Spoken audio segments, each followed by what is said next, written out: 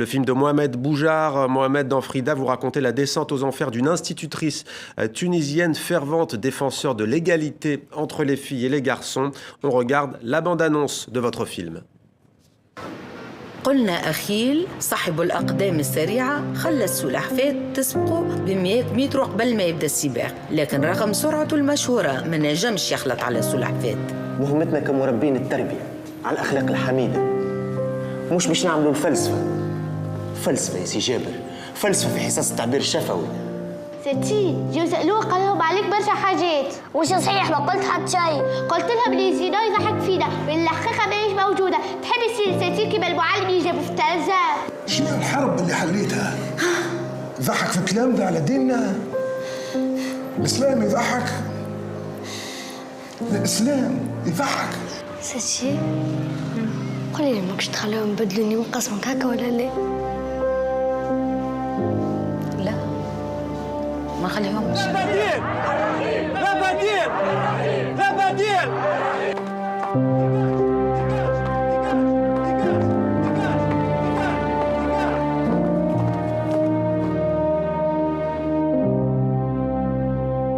Frida de Mohamed Boujar, c'est un film que vous avez dédié à deux enseignants, l'un français Samuel Paty, l'autre tunisienne Faiza Swissi. Votre court-métrage est d'ailleurs inspiré de l'histoire de l'institutrice Faiza Swissi. Est-ce que vous pouvez, pour celles et ceux qui nous regardent, qui ne connaissent pas l'histoire, nous la rappeler? Quelle est l'histoire de cette enseignante? En fait, c'est un fait réel qui s'est passé en 2017 à Sfax. Une enseignante a été expulsée, poussée vers la sortie en une sorte de chasse aux sorcières. Elle a été taxée de mécréance et de toutes sortes d'accusations.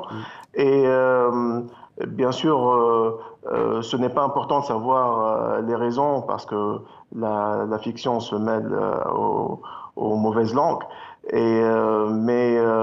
Et de toute façon, je ne tiens pas à citer ces raisons pour ne pas faire le relais un peu des accusations, des obscurantistes. Vous, dans votre film, en tous les cas, Mohamed Boujar, on voit à un moment donné une maman, parent d'élève, qui vient voir l'institutrice et qui lui dit qu'elle ne veut plus que sa fille soit assise à côté d'un garçon. La fille va voir son enseignante et la supplie de ne pas laisser faire pour qu'elle continue à être dans cette classe, à côté de filles ou de garçons. Ce qui frappe dans votre film, c'est comment, en fait, cette institutrice, elle va être lâchée de toutes parts.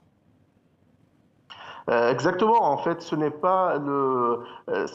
pas cette demande qui déclenche la crise, mais c'est l'enseignement de cette initiation qu'elle fait de l'esprit critique à l'esprit critique qui déclenche justement les réactions des parents et de ceux qui manipulent dans le noir.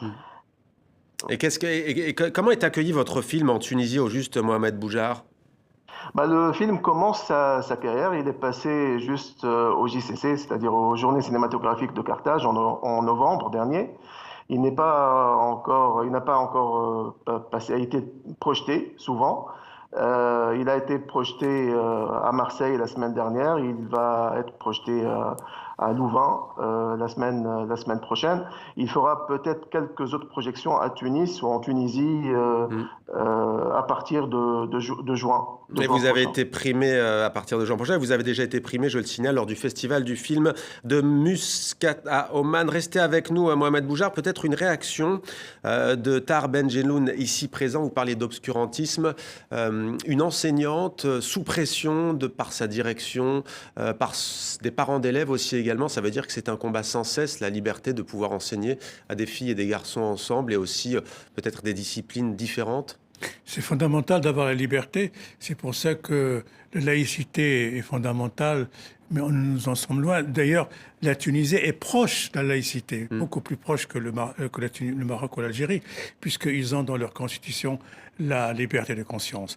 Mais malheureusement, les mentalités n'ont pas changé et cet obscurantisme est toujours là. Et il ne faut pas se laisser aller, il faut pas du tout se intimider par ces gens-là. Ouais. Mohamed Boujar, c'est vrai que comme le dit Tahar Benjeloun, la Tunisie est pourtant souvent louée pour être l'un des pays arabes, voire le seul, j'ai bien dit pays arabe et non pas musulman, parce que la Turquie est un pays éminemment laïque, mais la Tunisie est souvent louée. Est-ce que vous diriez que depuis le départ de Ben Ali, il y a des changements ou est-ce que cela n'a rien à voir? On a vu l'émergence notamment d'un parti conservateur, Ennahda. Oui, la lutte pour la laïcité, elle continue. Après la Révolution, bien sûr, il y a eu beaucoup d'actions et on a gagné en liberté d'expression. Maintenant, nous sommes un peu dans une période de doute, mais il faut quand même continuer la lutte pour conserver ce que l'on a gagné. Ouais, Tahar Benjelloun, juste, vous l'abordez dans votre livre, hein, page 26. J'aimerais juste lire un extrait. À propos du dessin, de la peinture, on parlait tout à l'heure de Samuel Paty. Vous écrivez « Une idée fausse persiste dans la foi musulmane. L'islam interdirait l'image, le dessin, la peinture. Pourtant, nulle part dans le Coran, il n'est question de cette interdiction. Ce qui est en revanche interdit parce qu'elle relève de l'impossible, c'est la représentation physique de la divinité et du prophète. On ne peut pas créer des images de la divinité, car cela reviendrait à la réduire dans des limites imposées par l'homme, ce qui est impossible. Diriez-vous quelque part que certains courants manipulent le livre saint, le Coran? Bien sûr qu'il est manipulé parce qu'il est mal compris, détourné. Il n'y a jamais eu d'interdit pour la peinture, ni la musique d'ailleurs, et pour la création.